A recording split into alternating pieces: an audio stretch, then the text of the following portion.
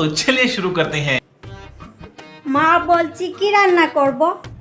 ওই তো 5 টাকা সয়াবিন এনেছিলাম, ওটা দিয়ে আর একটা আলু দিয়ে ঝোল করলো যাও।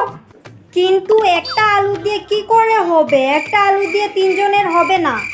আমি আলু খাই না, আর তোমার শ্বশুরমশাইকে আলু দিতে হবে না, গোটা আলুটা তুমি খেও। अभी मैं गाली नहीं दे सकता। नहीं, गाली नहीं देना। Family A few moments later.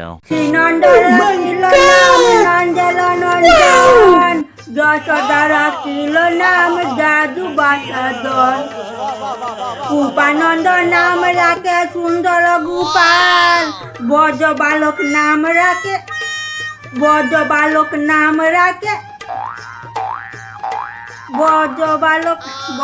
কি নাম লাগলো মনে করতে পারছি না তো। বজবালক নাম রাখে। মা আপনি কোথায় গেলেন? রাতের বেলা কি রান্না করব? রাতে কি রান্না করব? সব সময় শুধু খাই। রাতের জন্য কিছু রান্না করতে হবে না। তোমার শ্বশুরমশাই রাস্তা হাঁটতে দুটো কলা পেয়েছিল, দুটো কলা আর কালকের বাসি রুটি আছে, ও দিয়ে আমাদের খাওয়া হয়ে যাবে। আর কুকা বললো যে কি সব রাস্তায় কি একটা খেয়ে আসবে, আর তুমি তোমার জন্য মুড়ি ভিজিয়ে খেয়ে নিও। বাহ, নিজেদের ভাবনা ভেবে নিলে, আর বাড়িতে যে একটা বউ রয়েছে সে কি খাবে? ঠিক আছে, তোমার যা ইচ্ছা তা করে খাও।